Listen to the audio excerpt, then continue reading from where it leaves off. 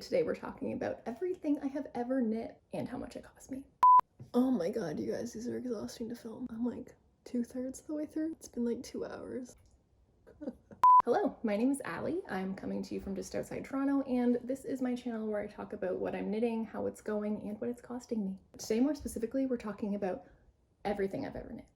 Thanks so much for tuning in. This is only my second video, so if you're here, you are either one of the 4 blessed souls who subscribed to my channel after I posted my first video. We're not counting the 124 people who were there from like 12 years ago when I briefly had a YouTube channel. I suspect they'll be unsubscribing shortly. Or you're here by a miracle of the algorithm. You just saw a random stranger's face in a thumbnail and you thought, you know what, I would like to see everything she's knit, and I appreciate that. Okay, so to set the scene, I have been knitting since February 2022. You could also call this an everything I knit in 2022 and 2023 because I haven't finished anything yet this year. So I've got 19 total things that I've knit. 12 of them are here with me. The others were given away as gifts. I'm going to try everything on that I've got. And for each project, we are also going to go over the pattern name and designer, how long it took me to knit it, what size I knit, how inclusive that size range is, the needle size that I used, the yarn that I used, where I got that yarn from, what that yarn cost, what the pattern cost, therefore the total cost, as well as how many times I've worn it and what that makes our total cost per wear. I'm also going to talk a bit about just how I feel about the garment in general, but I'm not going to get too in depth into the process of knitting each one because if I do, this video will be 27 hours long. Okay, so the first project that I ever knit is unfortunately one of the ones that I don't have. My first ever project was a scarf that I didn't follow a pattern. Basically, I started learning knitting from my grandmother in February, and for the first few weeks, I was just attempting to knit squares. They weren't coming out square. It took me a while to understand how to like read my knitting, first of all, to just see like, is this the knit side or is this the purl side? I also realized that I was accidentally creating yarn overs at the end of a lot of my rows and then knitting into them. So instead of squares, I kept getting swatches that went like this. So basically when I figured that out and my rectangles started staying rectangles, that's when I started the scarf. So I will put in a picture of the scarf so that you can see what it looked like. But so this was one that I just started using this blue yarn on one end of the scarf that I got from my grandmother. She just had it sitting around. And I just knit until I ran out of it. And then I went to my local yarn store and I just picked up a couple more yarns in a similar thickness and just added more colors until it was done. So I had this on the needles from March 14th to April 12th of 2022. And I don't have a size or a pattern inclusivity to discuss with you because like I said, I just improvised this one. I just cast on an amount of stitches that I thought roughly made sense for the width of the scarf. And then I just knit it until it was long enough to wrap around a couple times. So it was really long when it was done. I think it was like over 6 feet. So in terms of yarn, like I said, the blue is a mystery yarn from Graham's collection. I don't know. And then to finish the scarf, I picked up Estelle worsted in the color, this is gonna be a good one, Q61296, which is that mustardy color, and Barocco Vintage in Black Cherry, and those are both acrylic wool blends. So I used those to finish up the scarf, and I was knitting it on 5mm needles. So I got my yarn from the Village Len, which used to be my local yarn store, but unfortunately they closed down their brick and mortar shop. They still exist online. They sell like seasonal kits, I think, like sort of mystery box type things. But sadly they don't exist in my town anymore as a place I can just go to look for yarn, which makes me sad. So important preface here, I'm Canadian, but I'm going to be giving all these numbers in both Canadian dollars and US dollars. So in terms of the cost of the yarn, like I said, the blue is free. The other 2 balls of yarn cost me $22.60 Canadian or $16.79 US. There was no pattern, so that didn't cost anything. So the total cost was $22.60 Canadian or $16.79 US. Because this one was a gift knit, I also can't calculate a cost per wear, but this was a pretty good just like starter project. It's unfortunate that I don't have the scarf here to show you because it really is like an artifact of my learning process, because if you were to like look closely at the surface of the scarf, my intention was to have these sort of equal size sections alternating stockinette, reverse stockinette. But if you look closely, you can see like little stripes of purl in the middle of one or whatever. And it just, there's just the little moments where it was like, oh, she hadn't quite figured out what she was doing yet. So by the end of the scarf, I think it's looking better than the start of the scarf. Okay, my second project I actually do have to show you. So here is my Iverson Headband by Mookie Crafts. It is this really cute cable knit blue headband that actually quite matches what I'm wearing right now. All right, so here's our headband. And actually, interesting thing to note, this wasn't a project that happened after the scarf, actually. This was a project that I started in the middle of the scarf when I was starting to get bored with the scarf. And you can see there's a pretty steep sort of learning curve that is visible in these two projects. So the scarf where I was literally just trying to figure out, am I supposed to knit or am I supposed to purl this row, and cables. So by the time in the scarf that I felt like I knew what I was doing, I was starting to browse Ravelry, and I was like, oh, there are some really, really nice things here if I can figure out how to make them. And this is the start of me being what I would call an adventurous beginner. Basically, the way that I have approached knitting is just finding things that I think are beautiful that I would like to make, and then just learning whatever I need to learn to make it happen, and redoing whatever I need to redo to resolve any struggles that I have along the way to learning it. But so far I haven't had to abandon any projects, and I'm overall happy with how everything's turned out. So I think that everybody has kind of different like emotional relationships with knitting in that way, like whether you would rather do something that's kind of above your skill level, but you're motivated enough by what you're making that you can like be resilient through those frustrations, or you might be someone who that makes it really not fun for you, and like very reasonably you want to know that you have a pretty reasonable grasp of at least the vast majority of what you're going to need to know to complete a pattern successfully. So I think that both are great approaches. Honestly, the latter is probably the more reasonable one. The former is why my second ever knitting project is this beautiful cabled headband that I quite like. So in terms of the pattern sizing, this one is fully customizable. It's one where it tells you how many stitches to cast on, and then it's just a matter of how long you want to knit it until you cast off, because you're just repeating the same sequence for whatever length. You do the twist in the middle of the headband in the middle. So like you knit a bunch of repeats of the cables, and then you do the twist, and then you knit more repeats of the cable. So like in theory, you want to know roughly how long you're going to make it at the beginning, but at the end of the day, if your seam is like here rather than like at the exact middle of your neck, I don't think that it's going to matter. So in that way, I would say this pattern can really fit anyone. The part that you might want to think more about is actually the width, which I discovered because, spoiler, I knit this pattern again as a later project. The gauge of the yarn that you use is really going to affect the width. Like, of course it will. Gauge always affects the size of things, but I did really notice that with this pattern in particular. So in terms of yarn for the project, the pattern calls for Aran or bulky weight yarn. So again, even just that distinction is going to really affect the size that your headband ends up being in terms of its width. I ended up using a mystery bulky weight yarn. When I started knitting, my friend Amy, who also knits, she sent me a box of stuff from her stash that she had decided that she wasn't going to use. So I was just using miscellaneous yarn from her. I want to say it might have had alpaca in it. And it was a yarn that looked really, really thick. It looked really chunky. But I found that when I was knitting it up in this pattern, and you knit it on a 5mm needle, that's what the pattern specifies, it got quite like compressed. Like I don't feel like the stitches look nearly as big as I was expecting them to. And I think part of this is also, I've learned in retrospect, I'm a very tight knitter. So if I were going back to the beginning, I probably would have knit this on bigger needles. And that would have given me more width, which also would be nice because like, as you can see, like the way that this sits on my head, like I can get it to fully cover my ears, but that's not really like where it wants to sit. And that has it kind of pulled down like lower than I would naturally put it. So it could stand to be a little bit wider. But it does have the benefit that because of the cables are quite tight, it is quite like warm and toasty on my ears. So because Amy gifted me the yarn was free. So I had a $0 yarn cost. The pattern cost was about €5, which converted out to $8.41 Canadian or $6.25 US dollars. And since this is one that is actually mine, that I actually wear, we can talk about cost per wear. So I use an app called Stylebook on my phone where I get to be a really cool person and catalog my entire wardrobe and then track how many times I use each thing in my wardrobe. I'm told this is a really normal and reasonable thing to do. And it means that I can tell you not only what these projects cost me to make, but also what that works out to in terms of how much value I'm getting out of these pieces. So if you're not familiar, the way that you calculate cost per wear is you just take the total cost of the garment and then you divide it by the number of times that you have actually worn it. So over time, the more you wear something, the lower your cost per wear will get. So in this case, I have worn this headband 17 times, which, considering that I knitted it early in 2022, I don't think is like a great number of times, right? I certainly didn't wear it every single day in the winter. I think that part of that is just because it's not as thick as I would like it to be.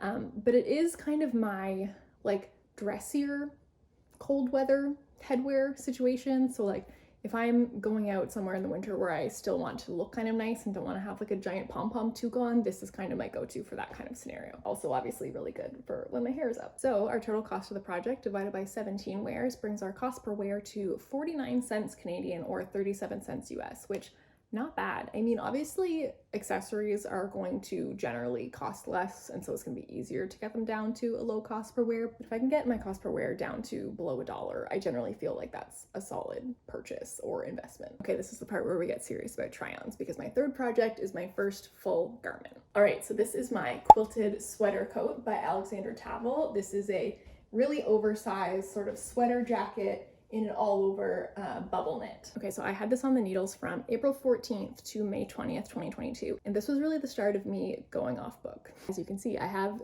some mismatched color cuffs here. And I also did some customizing to create some fun pockets. So very quickly in my knitting process, I was like, okay, I'm a graphic designer. I have strong thoughts about patterns and shapes and colors, and I would like to bring that into my knitting. So I was very motivated from early in my knitting journey to start trying to implement some of my own ideas into the things that I was making. So in this case, I used what I learned from the scarf in terms of how to add a new ball of yarn or change colors to create different colors for my cuffs and the rest of the sleeve. And in terms of the pockets, I could be wrong. I believe the pattern actually has you sort of create the pockets as you're knitting this side piece. This is knitted flat and then you seam it together. But I believe that the pocket is knitted as part of that front panel. So I just skipped the instructions for those. And I just found instructions online somewhere of how to attach a square swatch basically to make it into a pocket. So I basically created my own color chart for these. I had to sort of think about, because again, this was very early for me. I was not very good at reading knitting yet.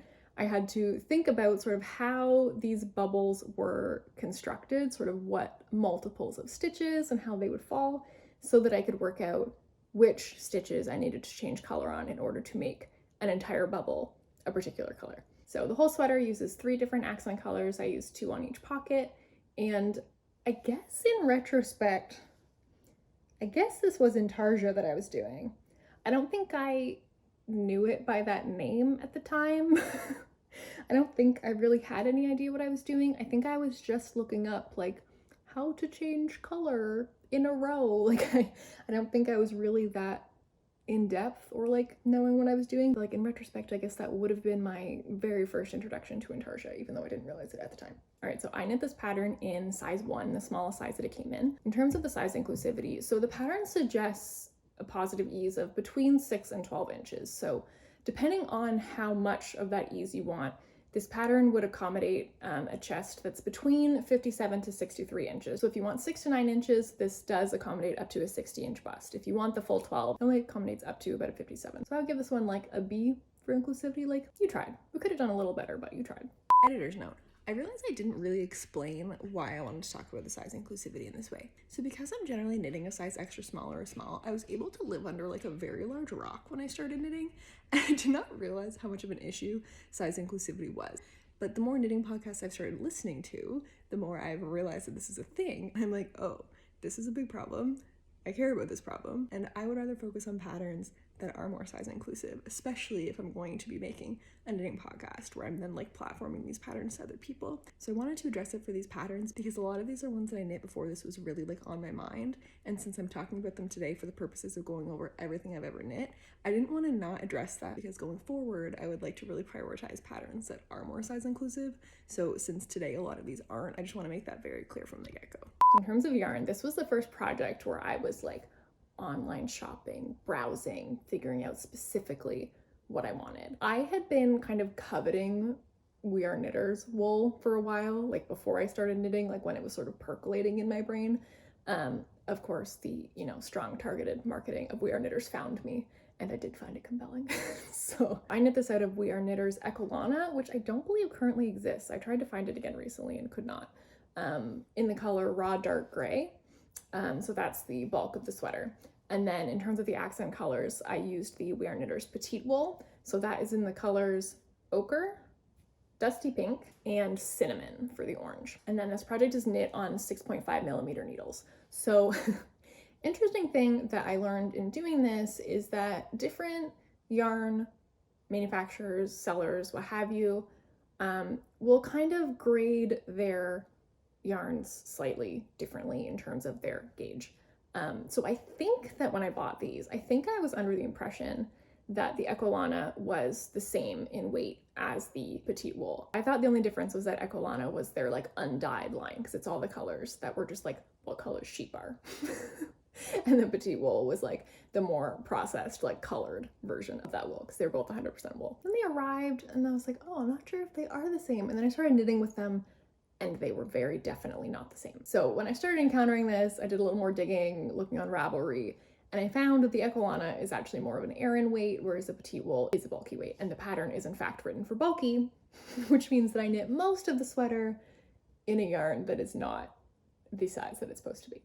So I do love this sweater. I wear it constantly. I wear it kind of like a house coat, honestly. I just put it on anytime that I get cold. But this project was kind of a lesson for me in not blocking too aggressively because when I was knitting it, the pattern will say, you know, continue your bubble knit until you reach X length.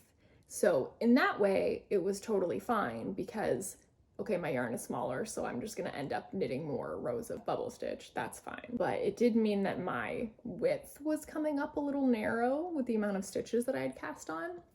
And I also found, and this remains a mystery to me to this day, that my back panel, when I would lay it out beside my front side panels, always seemed to be like a few inches shorter.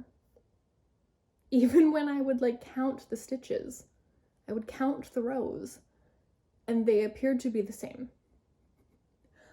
I'm really not sure how this happened. I'm wondering if maybe somehow in the process of like finishing the front and starting the back, I accidentally switched my needle size or something, because I have never been able to make sense of this. But what it meant is that when I was blocking it out, I was trying to sort of stretch out the back so that it would match the length of the front panels, because that was really the length that I was going for.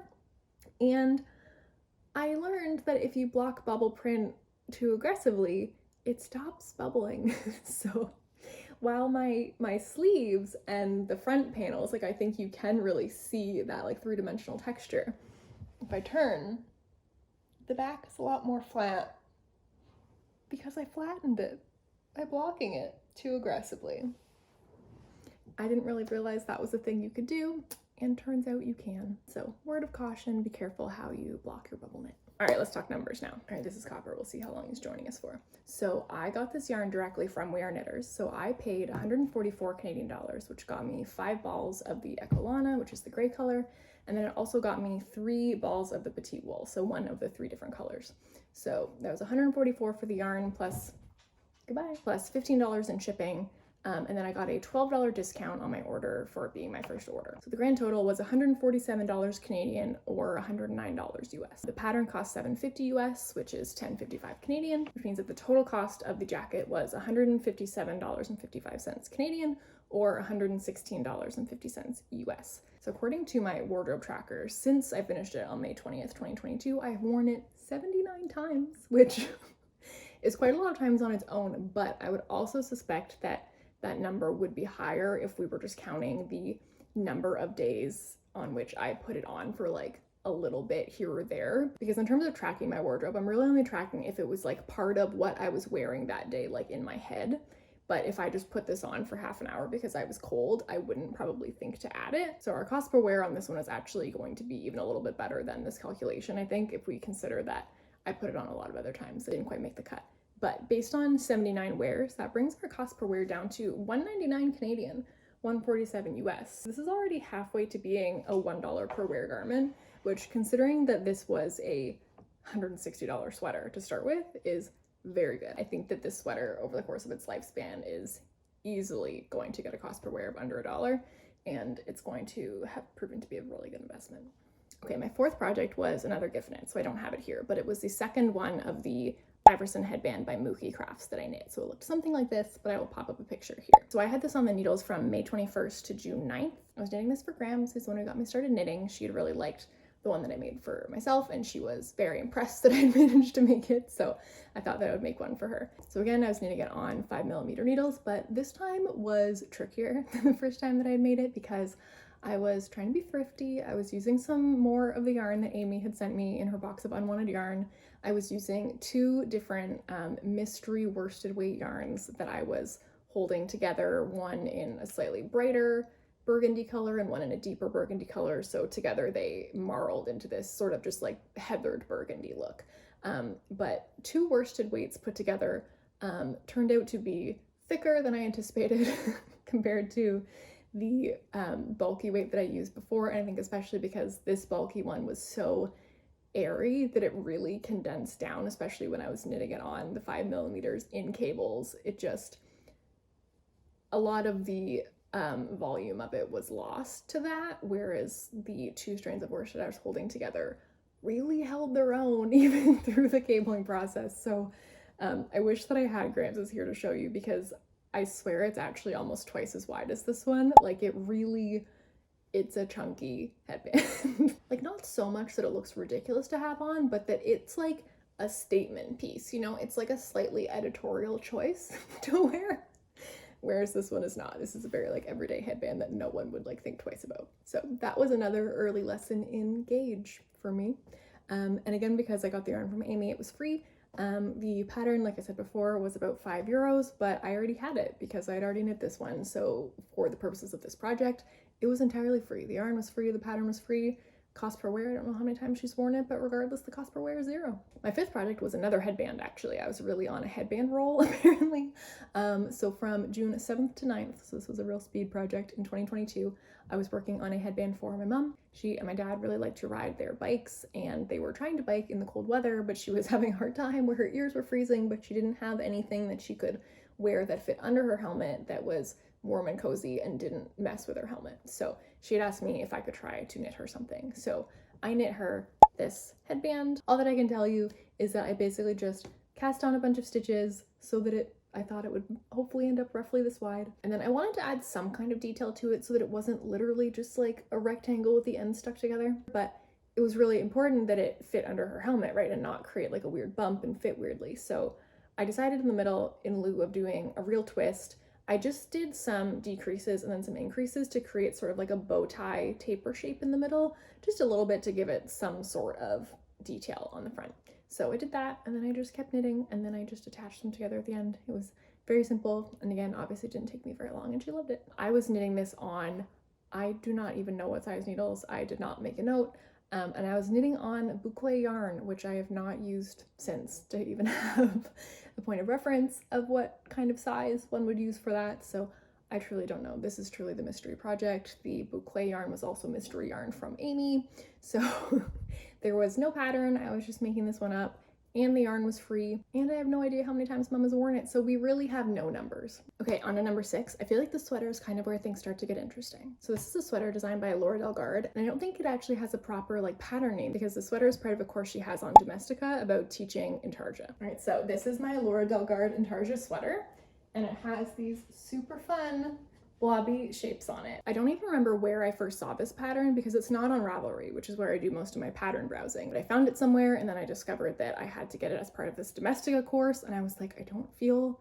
like I really need to have this video series, but I really need this sweater design. So I signed up for the Domestika course, and it's strange because when you go to the Domestika, it says that it's regular like $70 Canadian, but when I bought it and now it was on super sale, I kind of suspect this is one of those things that's like always on super sale. So I bought it just for the pattern. I think if I recall, the videos are subtitled for English, but it's not spoken in English. So it was just really not what I was looking for. I found other tutorials on YouTube just about how to knit intarsia more generally and then applied that to this sweater chart. So I knit this from May 22nd to June 14th, 2022.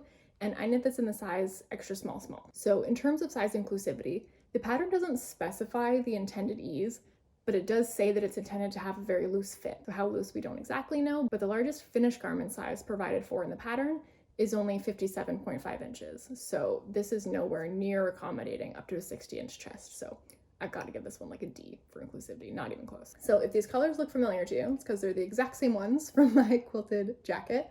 So I used some of the yarn that I have left over from that, and then of course I had to order more because I was knitting a lot more than just pockets this time. But I found that I really loved that color combination, and I thought that it would be really nice in this sweater. Now, in retrospect, I would have at least rearranged these colors. I think that the orange would have been better off in the middle because the orange is just so much darker than the other colors that the contrast level is kind of lopsided, and the yellow and the pink do not contrast with each other as much as I would ideally like for them to in order for the pattern to pop. Like, look how prominent the color change is between the pink and the orange compared to the pink and the yellow. It's just not the same. So if I were reknitting this, I think that I would put the orange in the middle. What's funny about this is that I did like a million color mock-ups of this one before I started. I tested this out, but I think that when I did that, I just didn't quite have the right lightness and darkness of the colors when I was comparing them. So my level of contrast that I thought there was going to be was just a little bit different from how the colors looked next to each other in real life. So knowing that now, I still think that mocking up colors is incredibly helpful to do if you have software that allows you to do that. But I would also cross-reference that with images of the balls of yarn themselves and putting those into black and white to see, are some much closer to black than others? And if so, are those colors being positioned in the ways where you are getting the contrast between the colors that you want the contrast to be between? This is also one where I'm contemplating revisiting the sweater. One, I would really like this to be a folded over neckline. Just after this project, I did sweaters with folded necklines. I had never done one at this point. And now that I've done them, I just really wish that every sweater had one. So part of me wants to give this one a folded neckline anyway. And I also think that this sweater might look nicer if the neck was in the orange rather than the pink. In part just because I feel like the pink is too close to my skin color. Like, it's just kind of a weird color against my neck. And it would just kind of add some more definition like in this area. Again, because there's so little contrast over here. So I think that this might be one that I revisit at some point. But with that said, I love this sweater. It's so fun. I love the squiggliness. I was really excited to find this pattern because it's just such a different style. Like, I love so many of the sort of like traditional stranded colorwork motifs. I think they're absolutely beautiful. But to find something that was so sort of like postmodern and different looking just really felt like, oh, this is like what we can do in contemporary knitting. Like, things that we knit do not have to look like things that could have been knit 100 years ago. And I think that's really fun. So I really love this pattern. I do wish that it had a much larger size range. I also wish that I had known that I'm a tight knitter because I knit the sweater on 10mm needles as the pattern suggests, but I honestly feel like I could have gone bigger because the fabric is like fairly dense. It's also so pilly. Please tell me how you like to depill really bulky yarn, because I literally tried to use my little depiller machine on this and the pills are too big. Like, it won't, they won't like go into the little like grates in the machine. The pills are just giant. So how, like, do you just use like a razor? I have like a safety razor. I've been considering that, but please let me know how you like to shave really large, bulky pilled yarn. Yeah, the fabric is a bit denser than I expected it to be. It's also definitely not as oversized as it was intended to be in the pattern. So I think I just knitting tightly on the recommended needles, it just came out much smaller than it was supposed to. It also came out, I think, shorter than it was supposed to by a little bit. Like, I feel like I kind of have to have it tucked in order for it to look like it makes sense. So like, this is what it looks like not tucked in, and I feel like it just seems not quite the right size, but not quite oversized. Like, it just can't quite decide how it's supposed to fit. So I usually keep it tucked in, and I feel like it makes it look a little more intentional in its fit, but I do think that if it were overall a bit more oversized, if the arms had a bit more positive ease in them, I think that overall the fit would be a bit better, but look at the squiggles. Okay, so in terms of the cost of this project, like I said, I did use some leftover yarn from my quilted jacket. So part of this sweater I'm considering free because I already had bought the yarn with that project in mind. This project was not in the cards when I bought that yarn. So this yarn was the We Are Knitters Petite Wool. The cost to get 3 balls of the ochre, 3 dusty pink, 1 cinnamon, and $15 in shipping brought the total to $117.41 Canadian or $87.21 US. The Domestika course was on super sale, so it cost me $14.09 Canadian. So the total cost of the sweater was $131.50 Canadian or $97.67 US. So it's been about a year and a half since I finished the sweater, and I have worn it 26 times, which I feel is pretty good, especially considering how thick this sweater is. Like, this is a bulky weight sweater made of 100% wool. It is warm. It is very warm. If I have a chill, this is one of the 2 sweaters I've knit that I'm gonna reach for. We'll get to the other shortly. But so I feel like that's pretty good. That brings our cost per wear down to $506 Canadian or $376 US. Okay, for the 7th project, we're really following a color scheme here because I was using up spare yarn to create some socks. So these also need depilling, as you can see, but these are the Sunday Monday socks by Sari Nordland. So I knit these from June 28th to July 17th, and I believe I knit them in the 2nd size in the pattern. I think the pattern has 2 sizes and I knit the larger one. And part of this was because this pattern is not written for this size of yarn. So again, this is Petite Wool by We Are Knitters. Same yarn I used in the sweater. It is a thick wool, and I believe this pattern is written for fingering weight. So my thinking, my hope, was that this was going to be a sort of like a bulky sock, verging on like reading sock category, which if you don't know what I mean by that, please go watch my first video where I made an actual pair of reading socks. So my thinking was that if I knit these fingering weight socks out of a bulky weight yarn, I will end up with nice, big, bulky sort of slipper socks. That was my hope. The reality is that they kind of ended up just being thick, regular socks. I think that I should have increased my needle size more. This was, again, recurring theme before I understood that I'm a tight knitter. But I actually do not know which size needle I did actually use. I did not write that down. But so this pattern by Sari Nordland has these really nice cables on them. And I think the cables are actually nicer if you actually do them fully properly. I think that in retrospect, I did something funny where there was something about like cabling purl-wise or something that I didn't quite understand what it was telling me to do. And instead of looking up what it was telling me to do, I did what I was assuming it was telling me that I should do. And as a result of that, you can sort of see each cable has these sort of like, that's like a little purl bump there. That's a little purl bump that should not. I think I like literally purled rather than maybe I was supposed to slip purl wise. I'm not sure. I did something wrong. So they're not quite as perfect as they could be, but they are pretty cute. So as you can see, they are mismatched. I thought it would be just fun. As you could also see from the cuffs and the pockets on my cardigan, I like things that are asymmetrical, a little bit mismatched. And this allowed me to pretty perfectly use up the yarn that I had left because I kind of had enough for a sock in each color. So there's a few different ways that you could do that. I could have done like 2 striped socks, so each of them was half of each color, but I figured I could also do this. I was very happy to do this. Now, they're not quite as easy to get on as I kind of imagined them being, which is partly due to the fact that they're just not as oversized as I thought they were going to be. So this is what they look like on the feet. I've gotten really good at modeling this way. As you can see, there's a hole in the bottom of one of them, which I'm not delighted about because let's get into the numbers. So the yarn was free because it was all left over from this sweater project. But I've only worn them 11 times. Now the pattern cost was $4.90 in euros, which is about $7.50 Canadian. So our total cost, $7.50 or $5.57 US.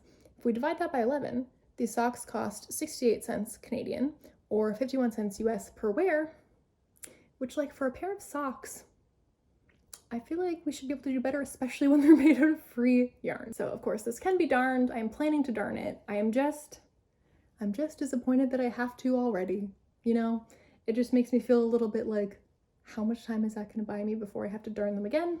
So in retrospect, I'm not really sure that We Are Knitters wool is great, like durable wool that you wanna use for projects like this. I did wear them a lot though until I got the hole in them. Like they're wool socks. They're very warm, they're very cozy. So anytime my feet were cold, I was very happy to put these on. And then I got a hole in them.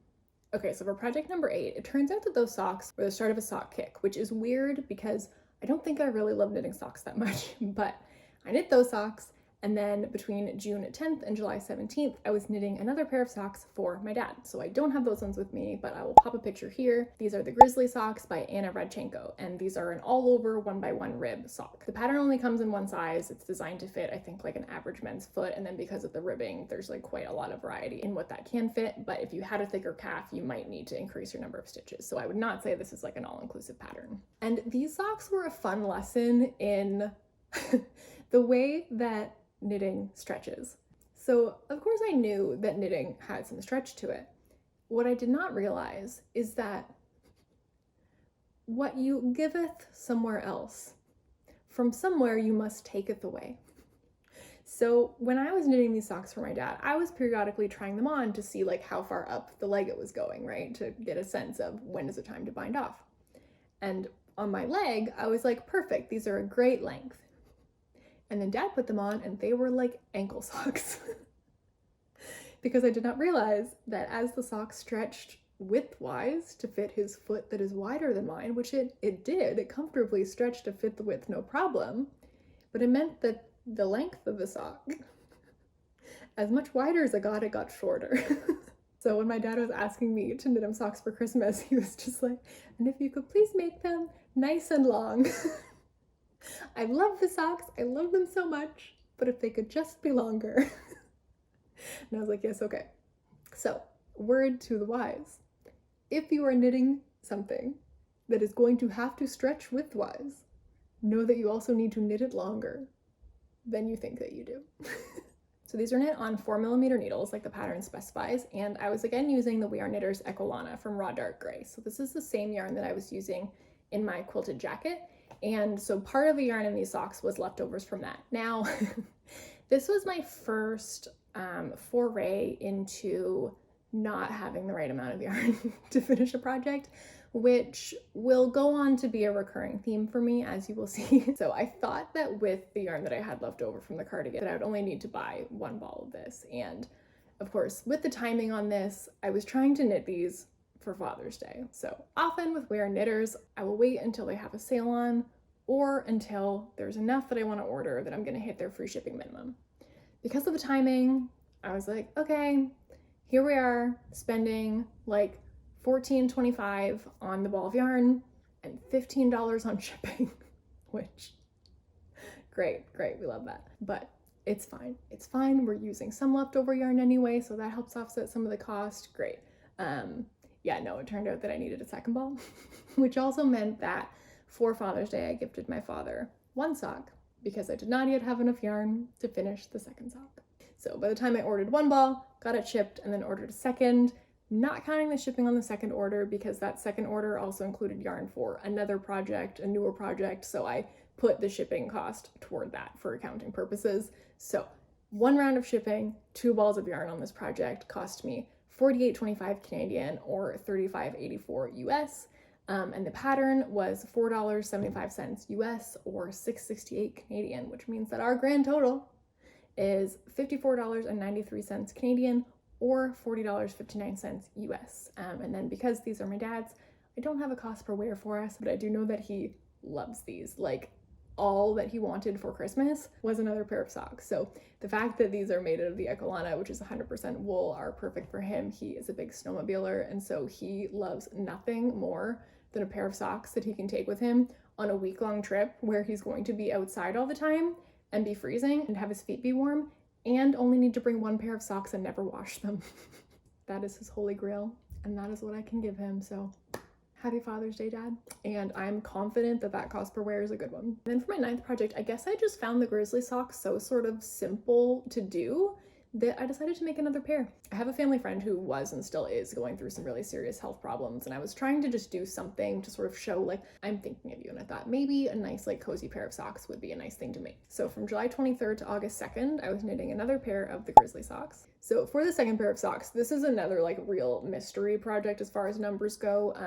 It was more yarn from Amy's stash box that I have no idea what it was. I have no idea what needle size I knit them on. I have no idea what that yarn would have cost if I had paid for it. I have no idea how many times they have been worn by the recipient. I know nothing.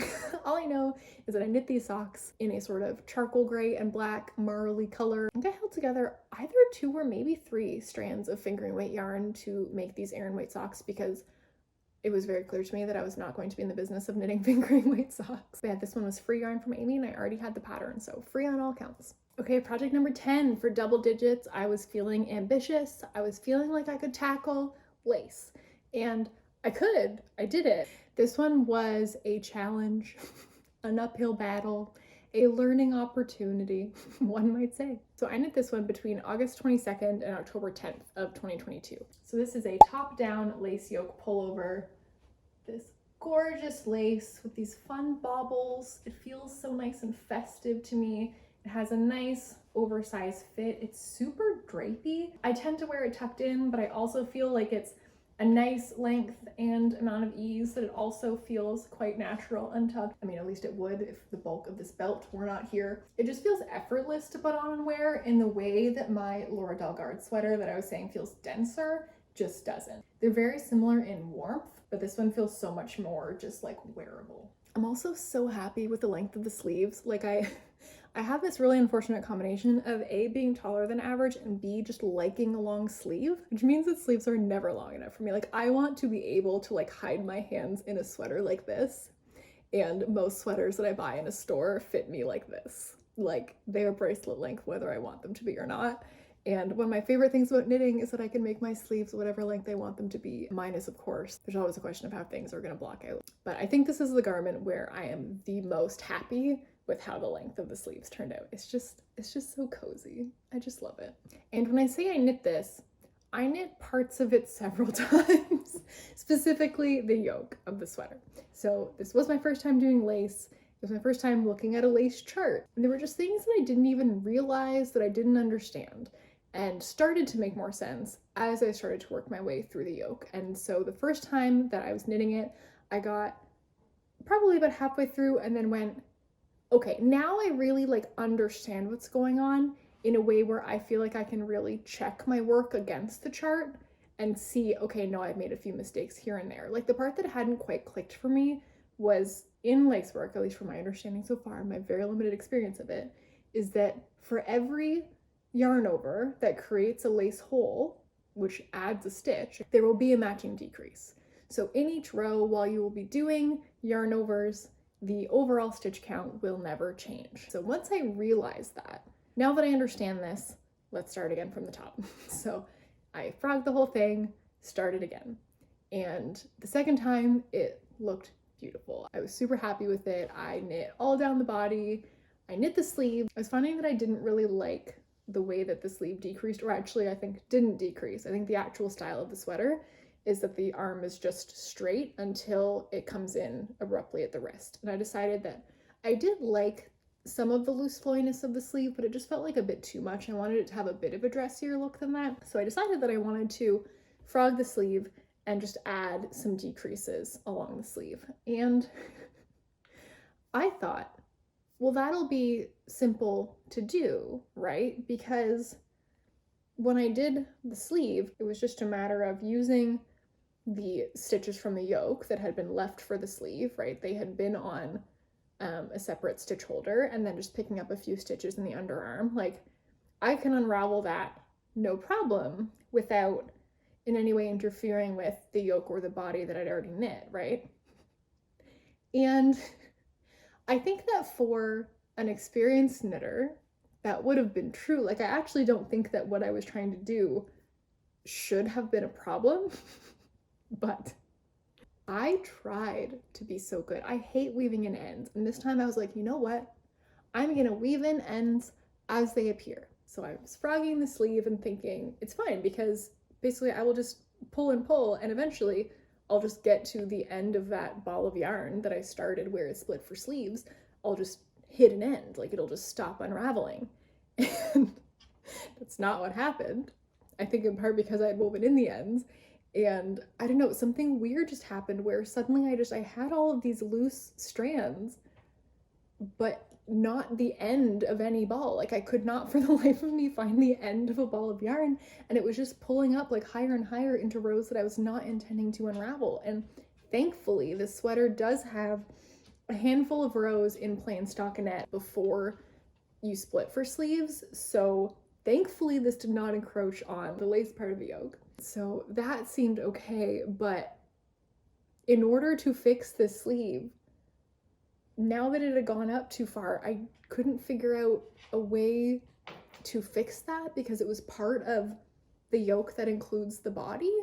I couldn't figure out how to fix it without having access to those entire rows. And again, I'm sure there's probably a way that like a more experienced knitter than I could have figured out how to fix this, but it was just such like a rat's nest of strands of yarn with no ends to be found. I was just like, I don't know what's happening. I don't know what's going on. So well, first I cried. And then I took a deep breath and I took some scrap yarn and I inserted a lifeline very, very carefully around the base of the lacework of the yoke.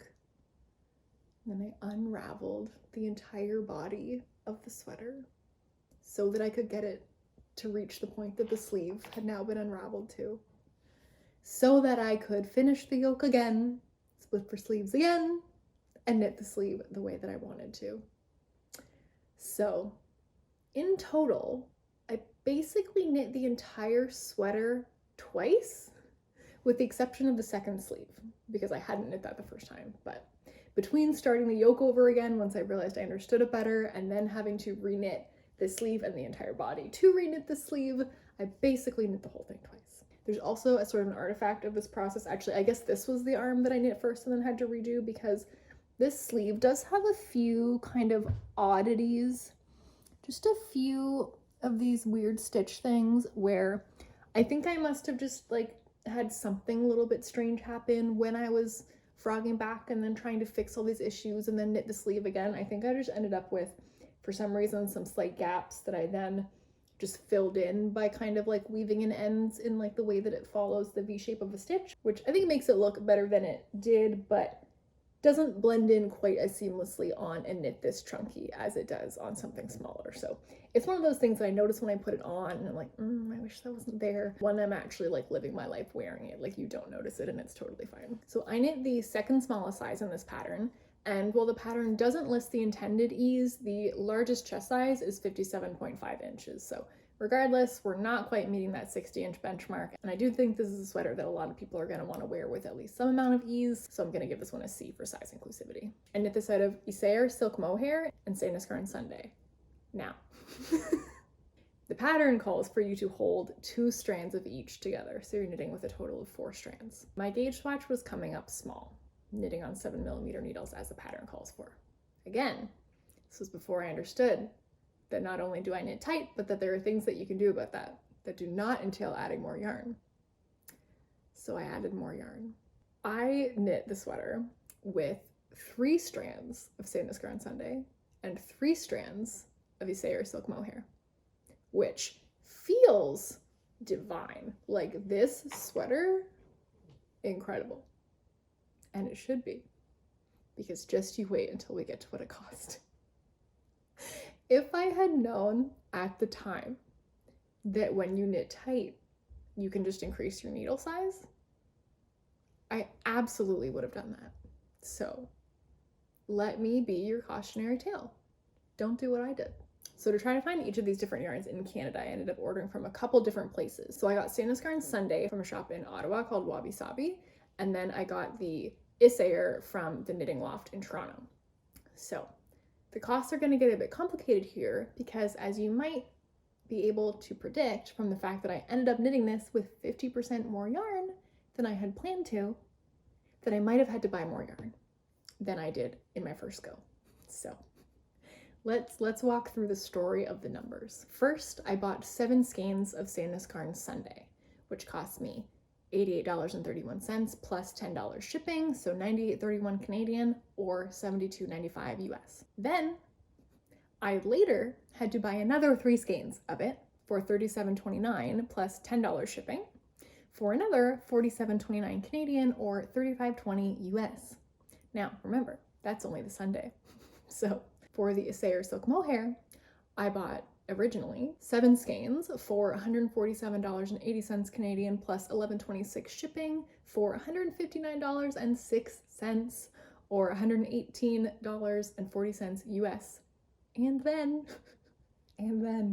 I bought 4 more skeins for $85.03 plus $10.85 shipping for $95.88 Canadian or $71.37 US. The cost of the pattern was 60 Danish kroner or $12.33 Canadian, which brings our total cost Are we ready for this? Our total cost of the sweater, 454 Canadian dollars, or 297.92 US, just squeaking under 300 US dollars. Like Welcome to the sunk cost fallacy of a knitting project, because like once I was this far in and I'd already spent like my first round of yarn already cost over $200. I think I was in the like 250-ish realm just at that point. What am I gonna do? Not finish my $250 sweater? So our cost per wear on this one is gonna take some time to get down to a reasonable point. So currently I've worn the sweater 9 times. Now there are a few different factors that play into this. So one of them is that it's a warm sweater. It's 3 strands of mohair and 3 strands of fingering weight yarn. So altogether, like, I think this is like a bulky weight sweater. Like, it's warm and a lot of it's mohair, and mohair is very warm. So amazing for when I've got a chill and I just need to put something warm on. Amazing.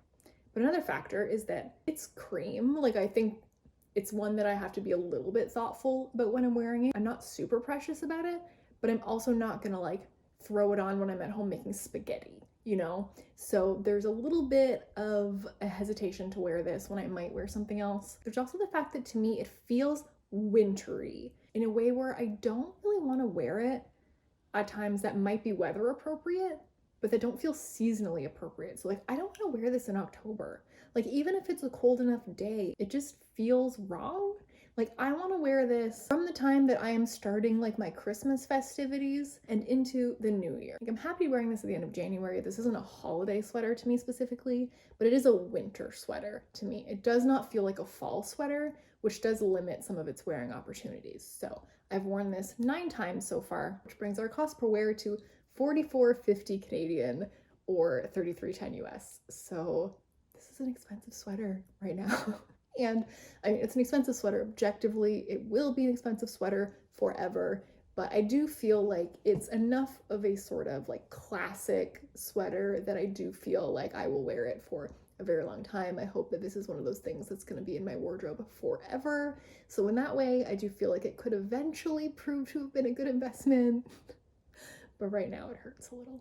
Okay, so number 11 is another gift knit that I no longer have. It's the Helm Sweater by Amy Herzog, which is a men's sweater. So it turned out very nice in the end, but I actually do not have a finished picture of this one. I realized I completely failed to get a picture of this one when it was done. So it looked nice, there's no record of it. So I had this on the needles from roughly October 2022 to February 2023, which is a very long time. There were just a lot of like mishaps with this sweater. So in terms of sizing, Amy Herzog has this really cool feature where you can actually put in your own measurements and get a custom pattern spit out based off of what you give it. So it's fully designed for your own measurements. So in that way, I have to give this like an A+ for size inclusivity. I think that's really, really cool. And this is available for a lot of her sort of classic sweater cuts. So I knit this out of Cascade 220 Superwash Merino, and I was marling together the colors charcoal and black, and I was knitting this on a size 8mm needle as the pattern indicated. So many things went wrong with this one that I think this might need to be a project that has its own like story time video, but this was one of my earliest, if not my earliest, experience with superwash wool. And I really did not understand how stretchy it is, how much it grows, but even still, I think it was coming up big even before blocking. So I don't know, normally my things come up small. This was coming out giant. Amy's custom fit system does let you specify your intended ease, so it's also possible that the number that I put in just wasn't actually accurate to what I actually wanted, right? Like, it's hard to know exactly, but it was coming out ginormous. So there was a point at which I believe I had an entire knitted sweater, and then I unraveled the entire thing and started all over again. And yet still had to end up buying more yarn probably because I knit tight as always. There was also an issue where somehow it seems that one of my skeins of superwash yarn, which was labeled superwash yarn, felted when I blocked it. The bottom of one sleeve and the top of another, aka the amount of distance that I got out of one ball of yarn, finishing one arm and then using it to start the next arm, felted. None of the rest of it felted. This one section very clearly felted, and only one of the two colors felted. When I frogged the whole thing, I could see that one of the yarns, I think it was the black, was very clearly a different texture, and the charcoal was sort of tangled up within it with the usual texture of frogged yarn that sort of looks like ramen. So I don't know if it somehow got mislabeled. I don't know what happened. I was so mad. I think I probably cried about this one too. And I had to redo effectively both of those sleeves to fix that issue. And I was just like, why? And I also had to buy more yarn. And like, I guess technically maybe I could have contacted the yarn store and gotten a free ball, but I also had gotten this yarn from a couple different places based on who had it at what time when I needed more yarn. So I honestly wasn't sure which store had even sold me this ball. And I had all of the labels, but I didn't know which label had been on which ball. And these were also like local yarn shops where like I didn't feel a need to be like, you wronged me over the cost of one ball of yarn. So I just bought another ball. But there was a lot of different yarn ball buying. So let's walk through this process. So first I bought 6 skeins of each color from my local yarn shop, the Village Lynn, in person, so there was no shipping. I paid $216.28 for those 12 skeins. And then at the same store, I paid another $18.02 for the one last skein. And then I also bought from Knitomatic, I ordered online because at this time my local store was out of stock of these colors, $16.08 because they were having a Boxing Day sale, so there was a bit of discount on this one ball, plus $12.57 shipping. But I honestly don't remember why I only bought one ball, particularly because 6 days later, I placed another order from them for multiple more balls of yarn. So I'm not really sure what was going on in the process of the yarn buying and the yarn estimation, but it meant that I spent another $71.96 there, which means that the grand total for this sweater was $334.91 Canadian and $249.29 US, which again, ouch. The pattern itself was also on the more expensive side because of this custom fit feature, so very helpful, but you do pay for it. So that was $19.36 Canadian or $14.41 US for a grand total of $354.27 Canadian or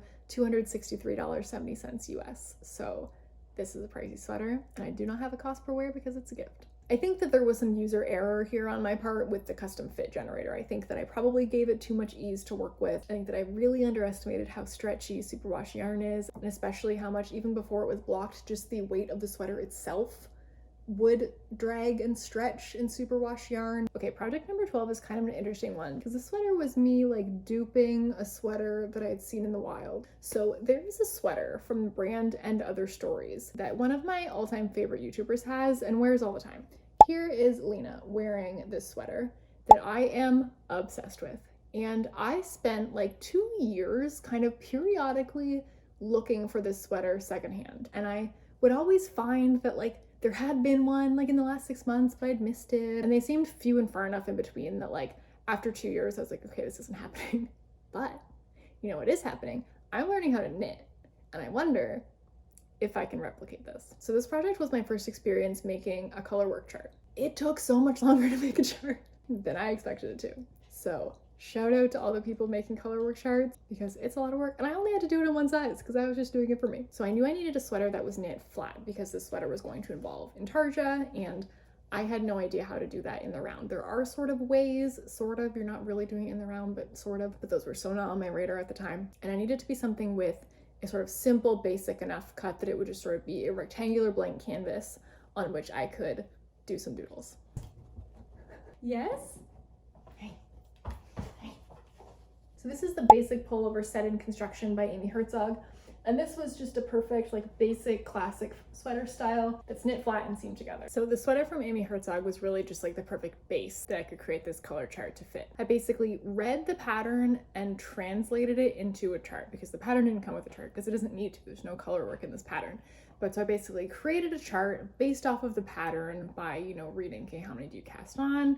How many increases do you do? When do you do them? And created my own chart for the sweater that I then basically drew this pattern on top of, changing the color of each square to whatever it needed to be, which took so much longer than I ever thought that it would take, but we did it. So the pattern has a lot of different sizes. I knit the 5th size in the pattern to compensate for the fact that my gauge came up a little bit small. But this pattern is also designed to fit a chest of up to 60.5 inches, so A for size inclusivity here. And I got this pattern as part of a book rather than an individual pattern. I think it's called her Ultimate Book of Sweaters or something like that. But so the book only costs $16.26 Canadian or $12.10 US, and it gives you so many different, like, very classic sweater styles, but also each one tells you how to knit it in several different gauges. So like I picked the worsted version of the pattern because I was knitting in worsted weight yarn, but there are also versions I think for like fingering and bulky. So if you're ever going to knit even like 2 sort of classic sweaters, I feel like this book pays for itself. Like at that price, you knit 2 sweaters and you're already at a good cost per pattern. And you could knit so many sweaters from this book. So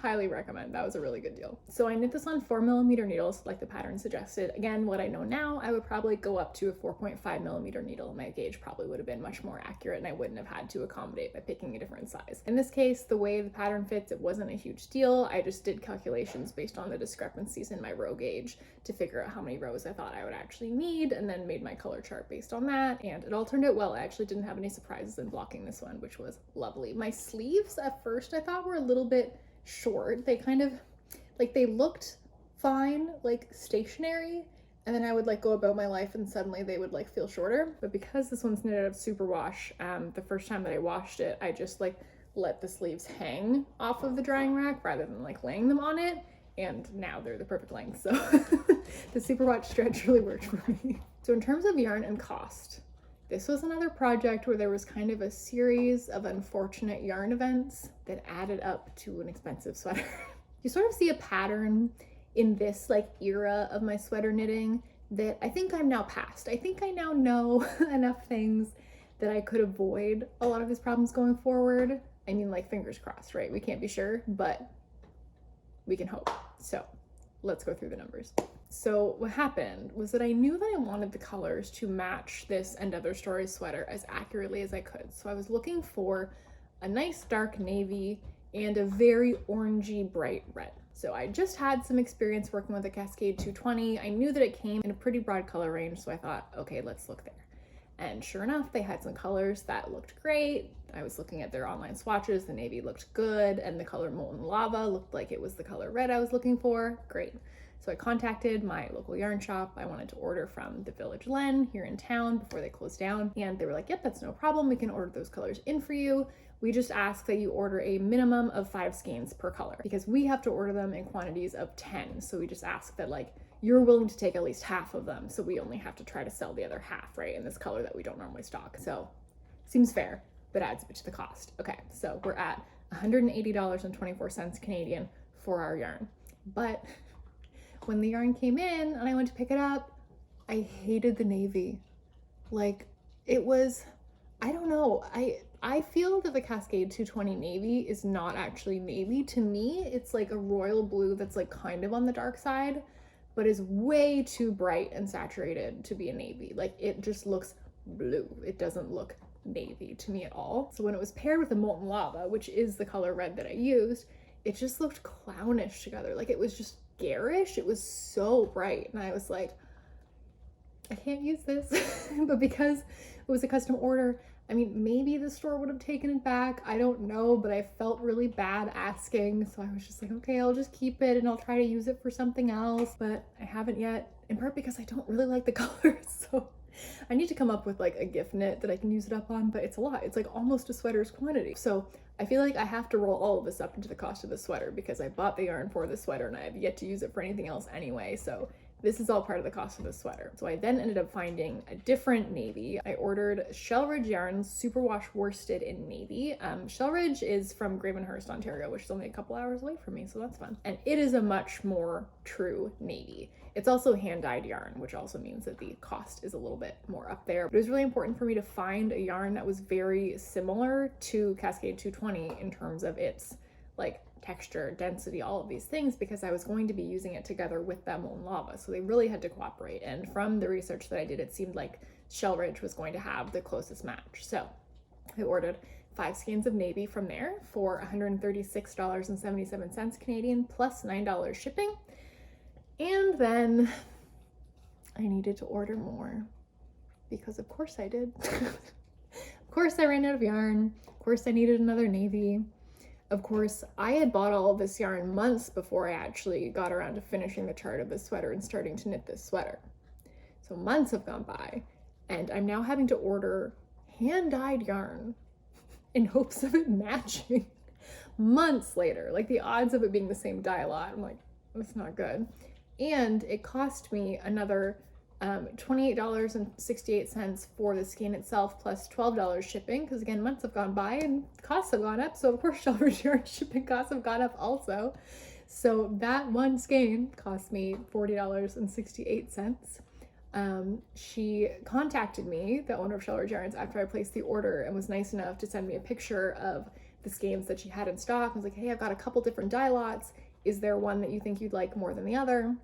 And I'm so grateful she did that, because one of them was much darker and closer to solid in color, while the other two had much more like visible marling and were lighter overall. And I was like, okay, I think I want the dark one. But I was like, is it still gonna match? I don't know. And by an absolute miracle, it matched like perfectly. Like I don't even know which part I knitted last and which one's a different ball. So like the knitting gods were looking out for me that day. And thankfully, because the total that I spent on yarn for this sweater is $366.69 Canadian, or $272.93 US.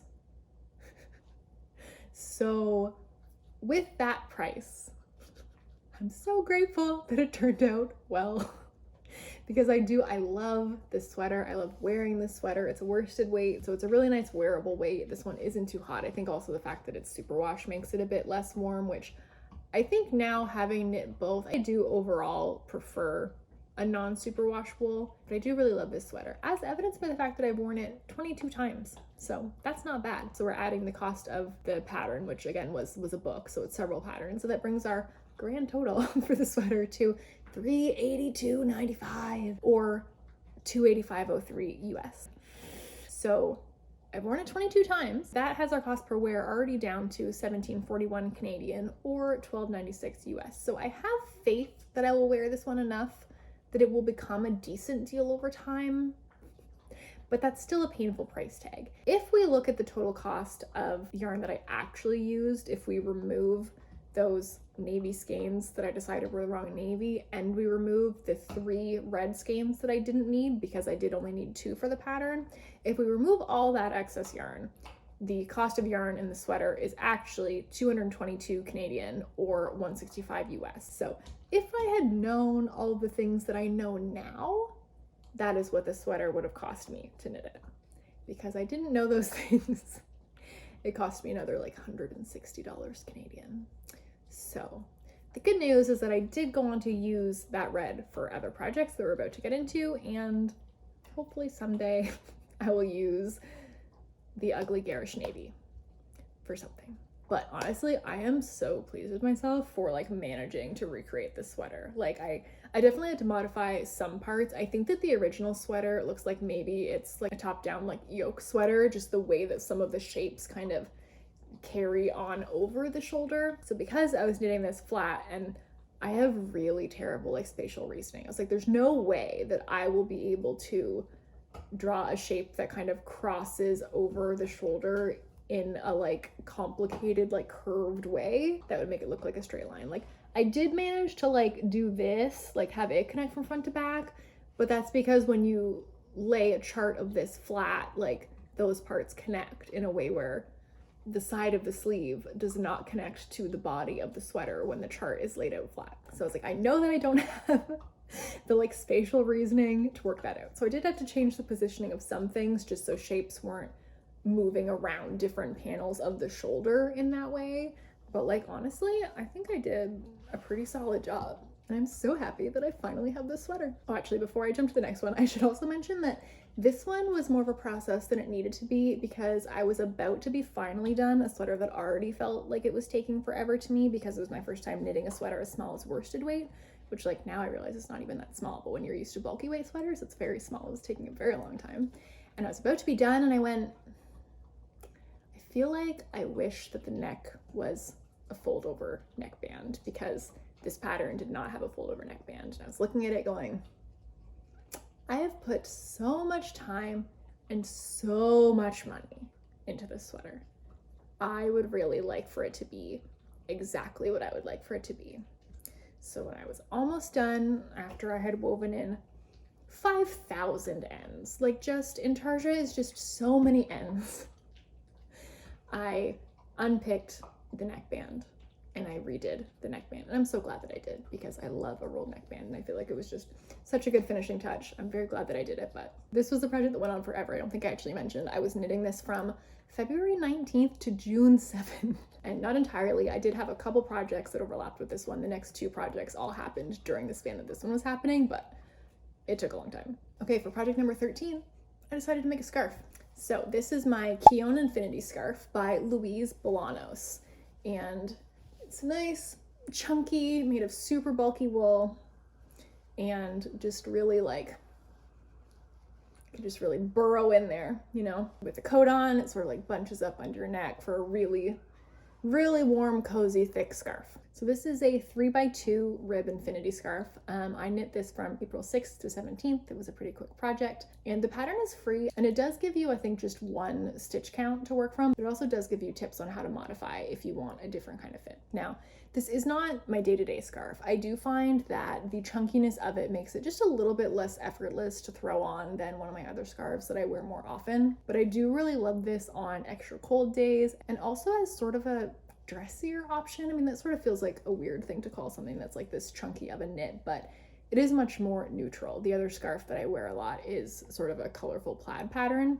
So if I'm wearing something where that feels like it clashes with whatever's visible on the bottom of my outfit beneath where my coat cuts off, then it's a really good substitute. It really goes with absolutely anything. With that said, I have only worn it 3 times so far. I'm hopeful that number will go up over time. This is the first winter that I've had it because I finished it in April, so it has time.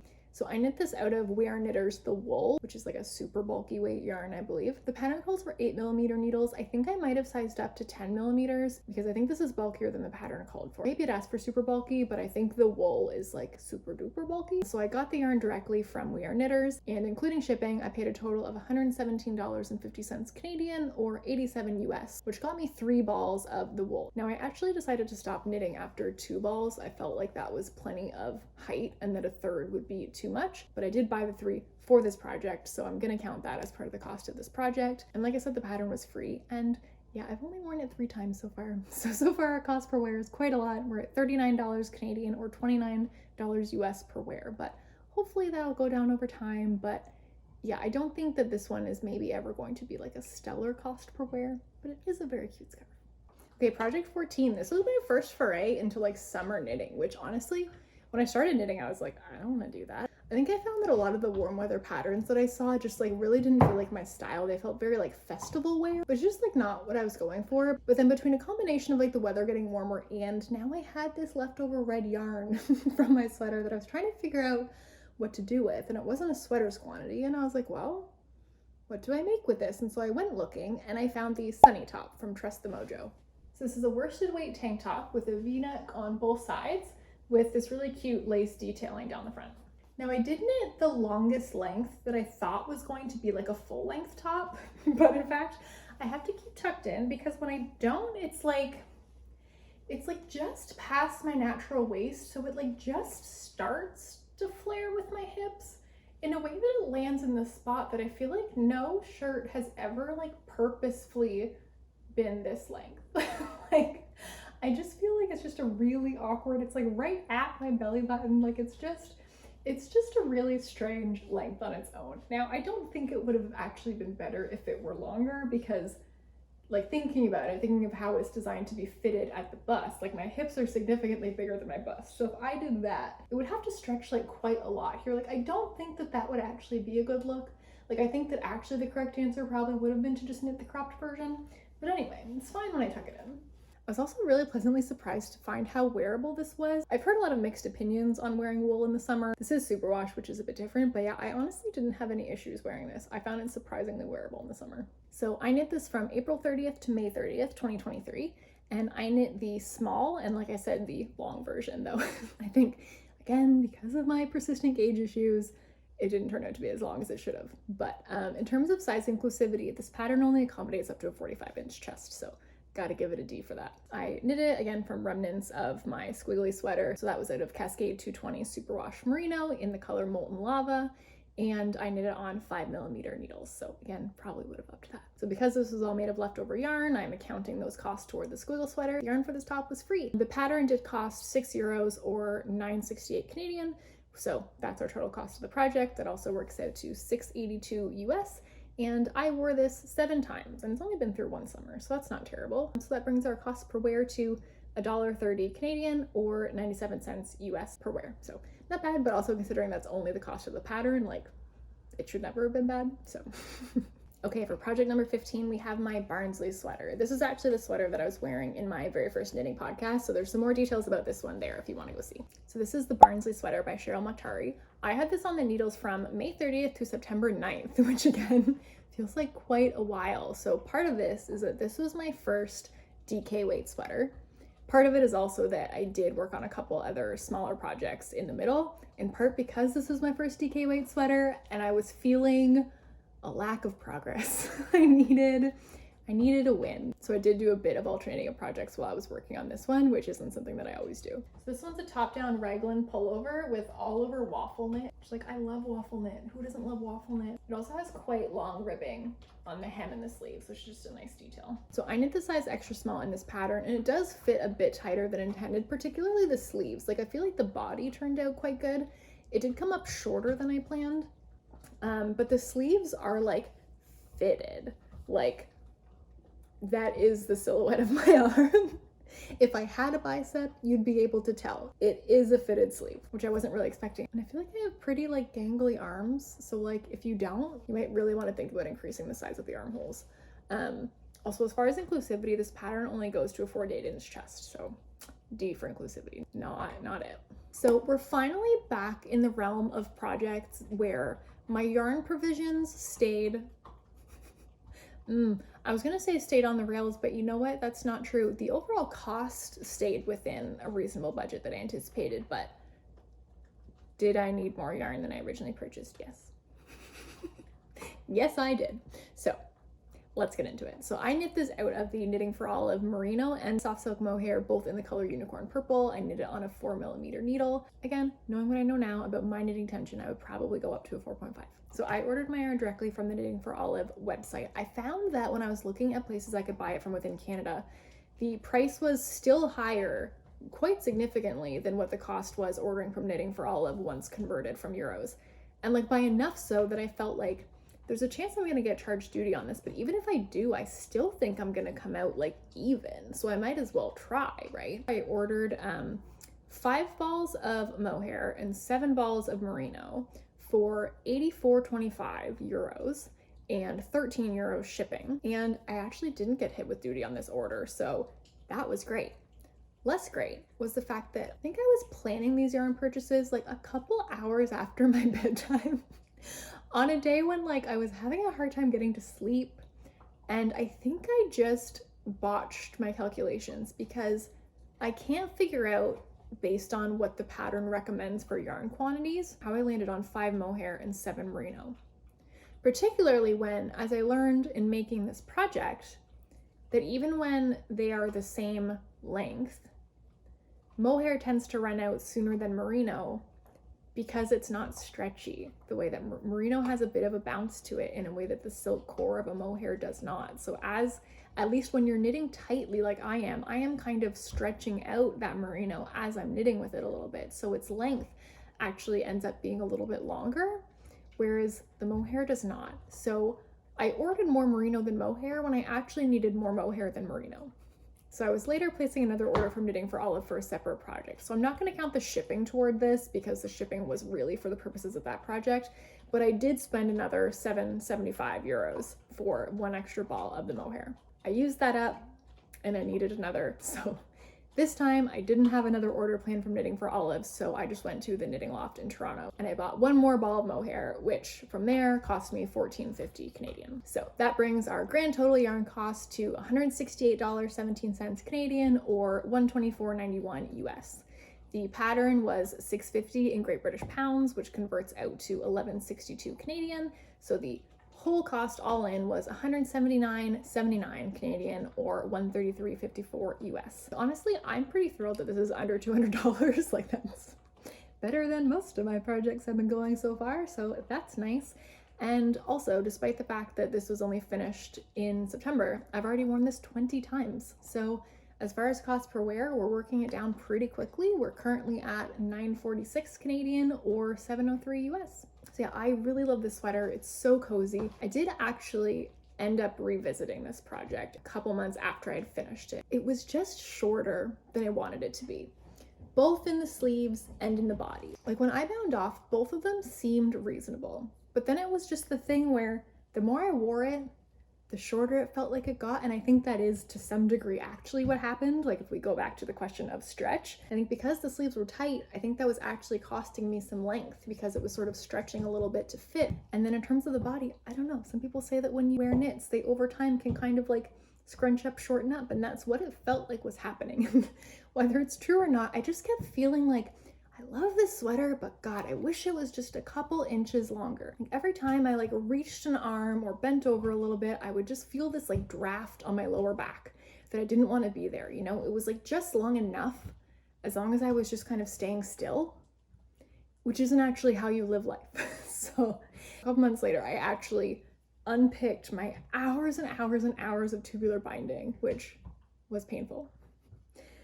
Frogged all of the ribbing, which is quite a lot of ribbing on this pattern, to add, I think I added 2 inches to the sleeve, and then redid the ribbing, did the same on the other sleeve, and then on the body, I think I might have added an entire 3 inches on the body, and again, had to frog all of the ribbing all the way around the entire body of the sweater, I think it's like 3 solid inches of ribbing, add 3 more inches of waffle knit, and then redo the 3 inches of ribbing. So like, that was like a multi-week project. That took quite a while just to redo those parts, but I'm so glad that I did because now I just live in this sweater. It is just my favorite. I love it.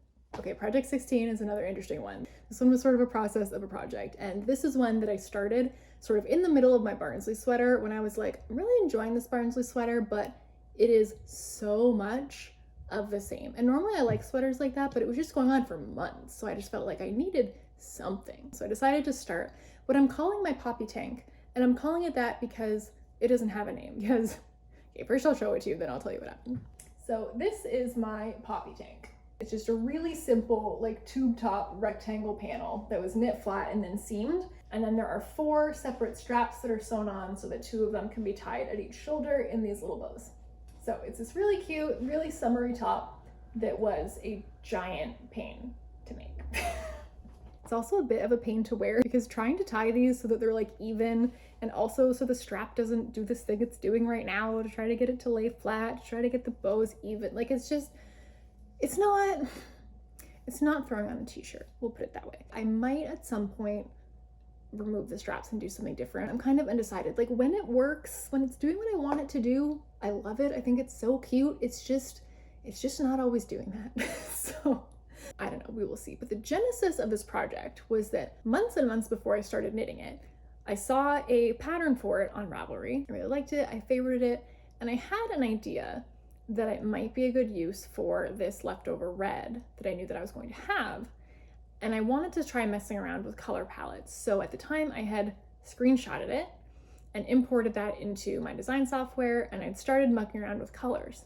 Now, by the time I went to actually knit it, at some point in that interim, the pattern had been removed, from what I could tell, because of copyright infringement reasons. From what I understand, the chart of the poppies is actually from some other pattern that I'm not sure what it is, but this other pattern had stolen it from that and just translated it into this tank top design. So I had roughed out what I wanted the colors to be, but just using like the images of the pattern on the pattern Ravelry page, not from an actual pattern or an actual chart itself. So I felt all ready to knit it, but the pattern no longer existed because it turns out the pattern was stealing from somebody, but I still had the screenshot.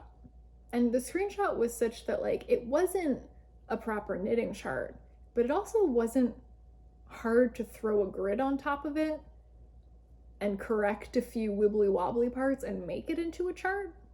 So that's what I did. I made a chart.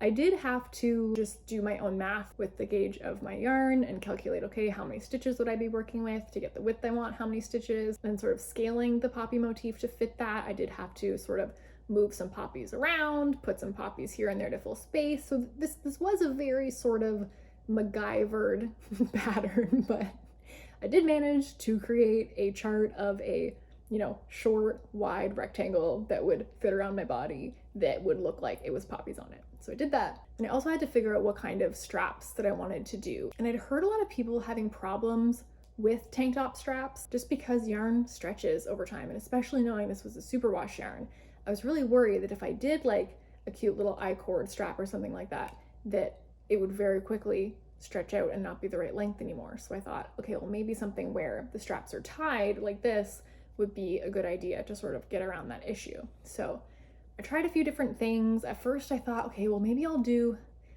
double knitting because that shouldn't curl, but it will look like it's just stockinette like the rest of the top. But I found when I was doing that, it just seemed so thick. I was like, I don't know if this is gonna like tie the way that I wanted it to. So then I ended up doing this stockinette, but with a little 2x2 rib border all the way around, which I thought would stop it from curling. It did not. Like the only reason this isn't curled is because I pinned it out aggressively to dry. And I don't mean like when I blocked it. I mean like after blocking, when I washed it again, when I didn't pin it out, it curled terribly. So I washed it again and then pinned it out. So it's high maintenance. Like every single time you want to wash it, I have to pin out like every centimeter of the strap so it doesn't curl. So that's another reason these straps are not super practical.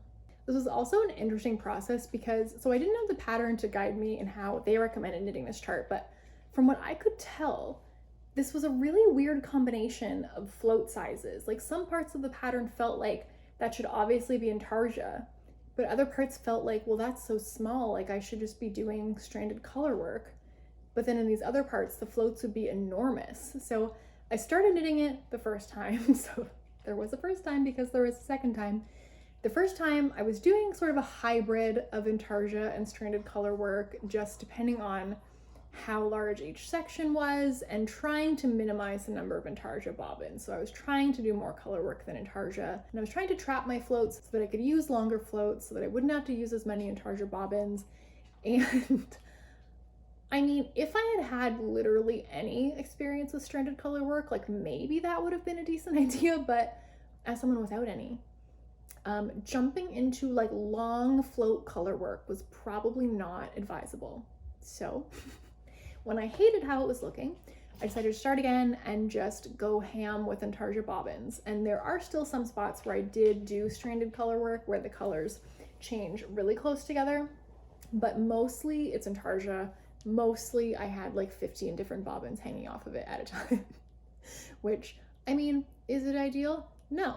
Does it let you knit cute things? Yes. So, you know, sometimes we must suffer for our art. So given the sort of weird hybrid intarsia stranded thing that I was making up as I went, I feel like it turned out pretty decently. I mean, like there's the odd little spot where you can see something that's like not quite sitting how it's supposed to. Like if you look closely, of course, you can find things in it that aren't perfect. You can also see I spent all this time making the pattern like continue perfectly. I hadn't accounted for the seaming, and I think when I seamed it, I think I took in like a couple columns of stitches just so that I didn't get like a weird gap from where the color changes were. So it was supposed to seam a little bit more perfectly than it did. But I feel like overall this was a very adventurous project and it turned out remarkably well. Like look how cute it is. I knit this from June 10th to August 23rd, which wow, I didn't realize that I'd spent so long on this one. I mean, it was definitely on and off while I was working on the Barnsley sweater. And I think I also had the main panel done for quite a while before I finally figured out and finished the straps on it, just because I was trying to figure out what to do with those. I was testing different options. But I also think it just like, you're not always in the mood to knit with 20 intarsia bobbins. So sometimes this one just sat in the corner for a little bit before I came back to it, and that's okay.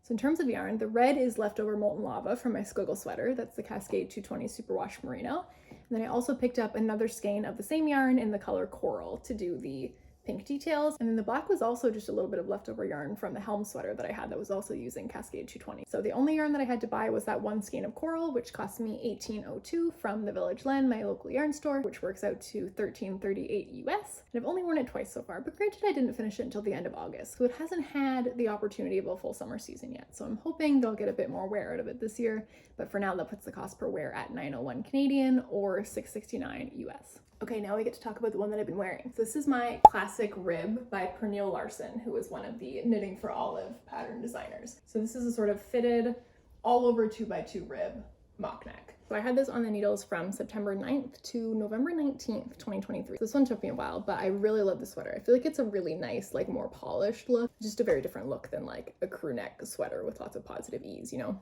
So I knit this pattern in the size small. There is an extra small also. And in terms of size inclusivity, this pattern goes up to a maximum finished garment size of 58.5 inches, and it is intended to be worn with negative ease. So this should fit a 60-inch bust, no problem. So awesome, A for size inclusivity. So in terms of yarn, I use the Knitting for Olive merino and soft silk mohair, both in the color blue tit. Now, I had a bit of disappointment in this area because when I saw the merino in the color blue tit on their website, I was in love. I think I like gasped. It just looked like the most perfect, like greeny blue, like a deep, like peacock kind of blue, which I just absolutely love.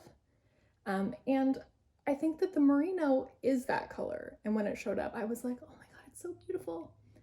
And then I opened the matching mohair and it doesn't match. And it doesn't not match in a way that the sweater looks like marled, but the mohair is just more of a straight navy blue without that greeny undertone in a way that I think just pulls the whole sweater more toward plain blue. And it's only in sort of certain lighting that you can see the greeniness to it, and the green that is there just still isn't as strong as it was when it was just the merino. So I am a little bit sad about that. It's not quite the color that I dreamed that it was going to be, but I do still think that it's really beautiful. I also was surprised to find that the mohair has a white silk core. Now at this point, I didn't have a ton of experience with using mohair, and I guess the ones I had used thus far, they were all in lighter colors anyway, so even if the silk core was white, it really wouldn't stand out very much. But when it's a dark blue, it kind of does. Like you can kind of see, right? You can see that lighter core of the mohair, which again, it's not so much that it like looks actively marled or anything like that when you're looking at it just at a normal range. But I was just surprised when I was looking at it close up. I just don't understand why the silk core doesn't also get dyed. And then I think that I've heard a bit more discussion about this idea since I encountered this. And it seems like most mohair, the core is white, but then some brands, like the odd brand, has it dyed, which suggests that it is doable. So I'm just very curious what the production limitations are around this. Like I have to assume, I guess it must be somehow more expensive to do it that way. I don't understand why you wouldn't just dye it once the mohair was already on the silk, but like, again, I'm not a dyer, there are probably reasons for this, but especially when Knitting for Olive is not like a budget brand, I was just really surprised that the core was so distinct from the rest of the color. In terms of needles, I was knitting this on 4mm needles. In terms of numbers, I found that for me in Canada, the most cost-effective way to get the Knitting for Olive yarn was to order it directly from Knitting for Olive. So the pattern cost 45 Danish kroner, which converted out to $9.25 Canadian.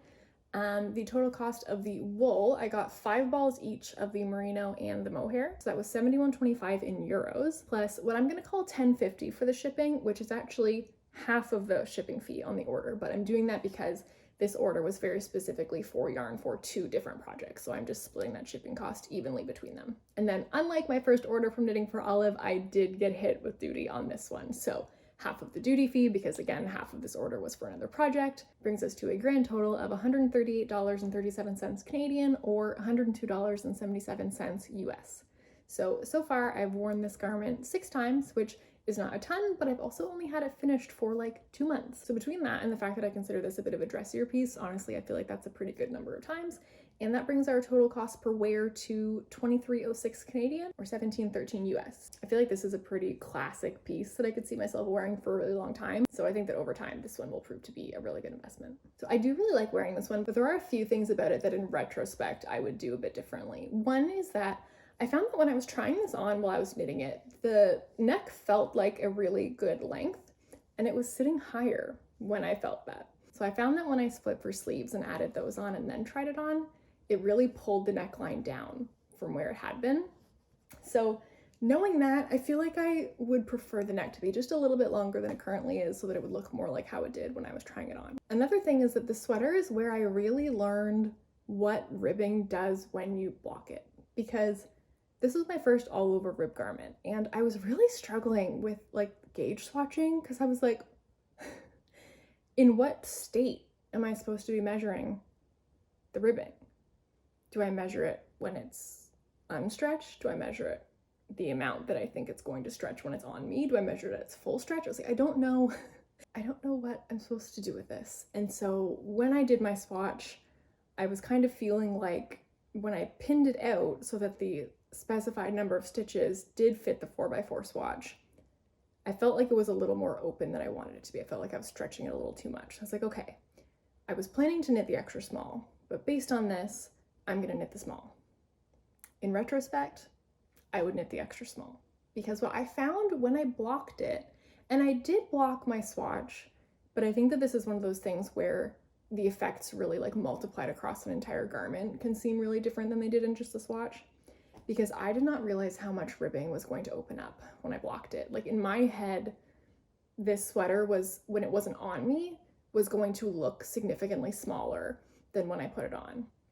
But that is not the case with the sweater. Like when I take this off, it looks the same size. Like the ribbing really, really opened up and kind of stayed open when I blocked it. So as a result, it's not quite as fitted as I planned for it to be. Like there are places where I actually have a little bit of positive ease. And I think that the overall effect is still a relatively fitted look. Like it's not the same as like a straight sweater. But part of that is actually because of some modifications that I made, which I'm now extra glad that I did. Though if I had known how this was going to play out, I would have changed them a little bit more still. So I actually added decreases to the side here that are not in the pattern. In the pattern, once you do your raglan, you just knit straight down the sides.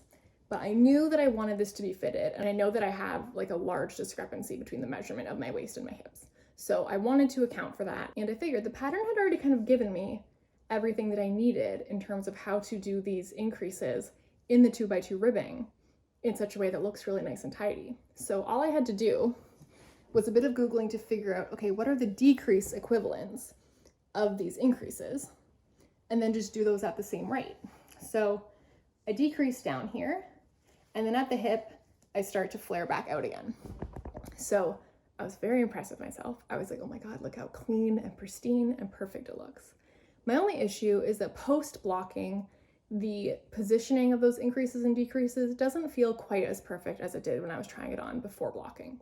In retrospect, I would start the decreases honestly like 2 to 3 inches sooner than I actually did.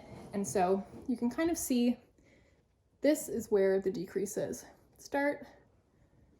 And there's like a little bit of like of extra space here that then kind of you see where it starts to taper. Whereas if it was a little more fitted and then started to taper a little bit sooner, you wouldn't have so much of that little jut there. But this is very much in the category of things that I find over and over with my knitting, where there's something about a garment that when I first put it on, I'm like, it's not quite right. I wish that was different.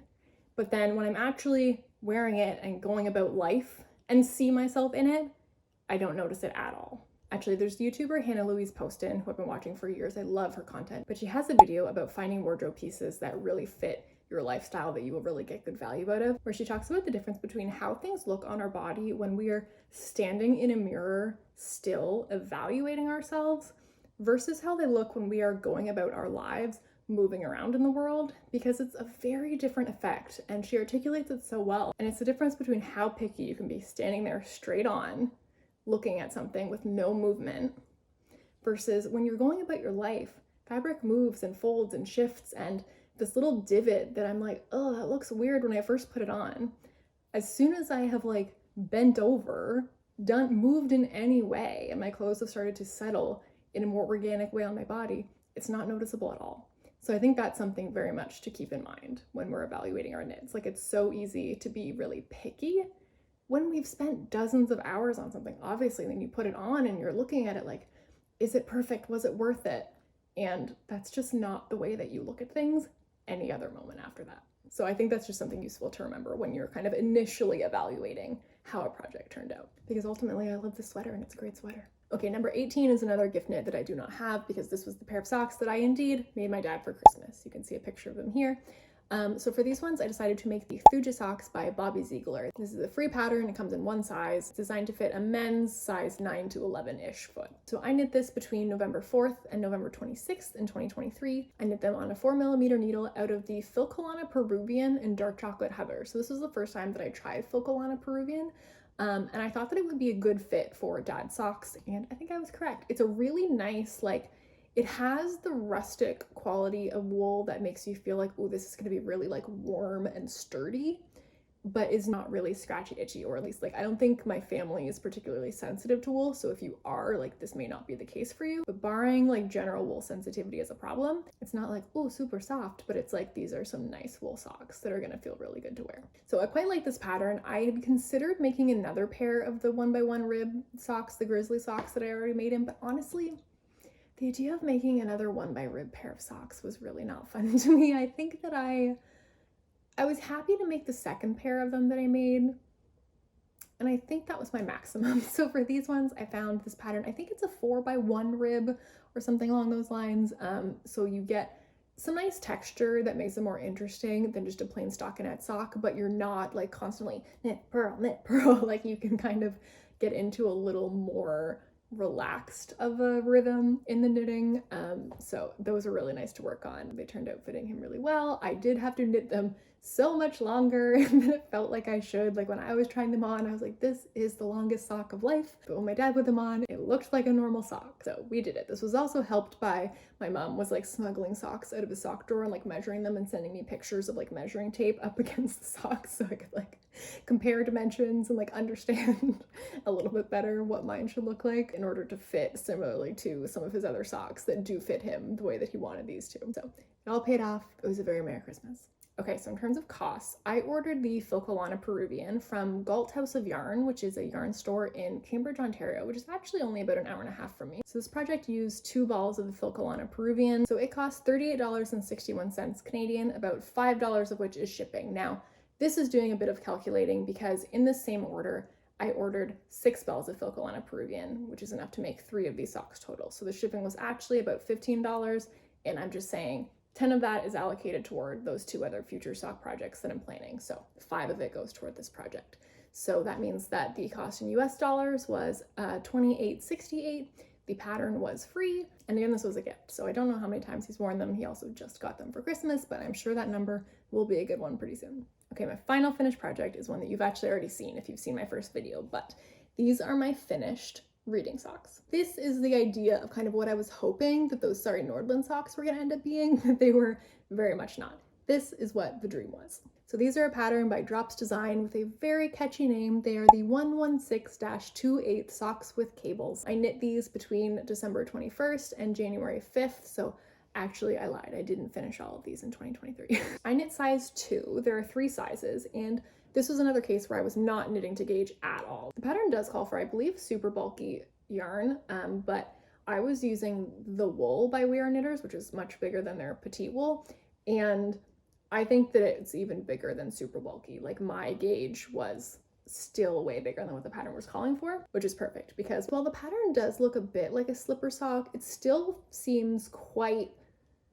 fitted and not that thick. And I really wanted like a really bulky, like oversized slipper sock kind of fit. So these turned out perfectly. I knitted them on size 8 needles, which is what's recommended in the pattern, but I did decrease the number of cable repeats around the sock in order to accommodate how much bigger my gauge was. So if you want more details about that, I do get into it in the first episode of my knitting podcast. And then in terms of the numbers, this was all leftover yarn that I accidentally got for free when my order was botched for the scarf that I showed you earlier. So again, I get into more details on that also in my first knitting podcast if you're curious, but these socks were free, the pattern was free, everything was free, and I've worn them I think literally as many times as there have been days since I finished them.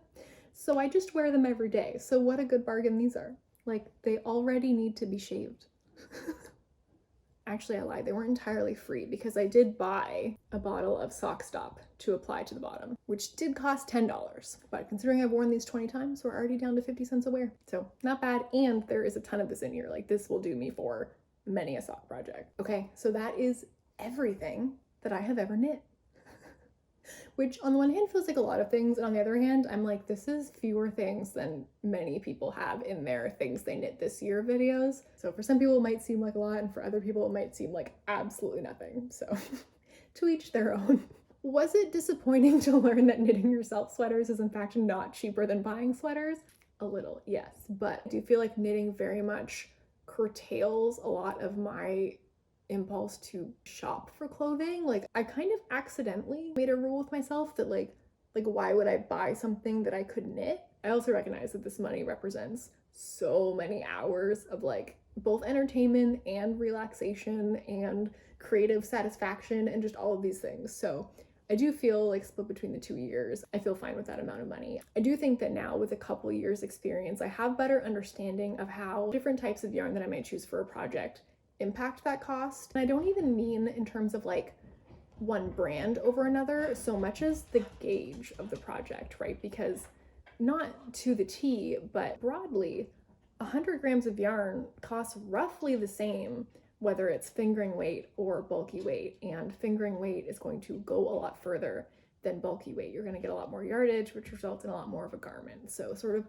coming to understand that thicker garments are more expensive garments, as well as garments that are often harder to wear because they're so thick and so warm, is helping me to make better selections about which garments I want to make. And even if something is going to take longer because it's in a finer weight, but that is going to be more cost effective and that I'm going to wear more, it's a process of like coming to terms with that and getting on board with more of those projects rather than the ones that are super satisfying because they knit up so fast. On the other hand, did I need to knit a $200 sweater in 2 weeks? Like, maybe that money could have gone into a sweater that I would wear more. It also would have entertained me for 2 months. So I do think that's something that's a little more front of mind for me now that I have a better handle on what these things cost and how I wear them. So if you made it all the way to the end, thank you so much for watching everything I've ever knit. This one has been a beast. I have been recording for a very long time. I don't know what the final timestamp is going to be on this video, but I do know that it's going to be a long one regardless. So thank you so much for watching. If you like this video and think you might like to see more, please do subscribe. I'd love to have you around, and I'll see you next time.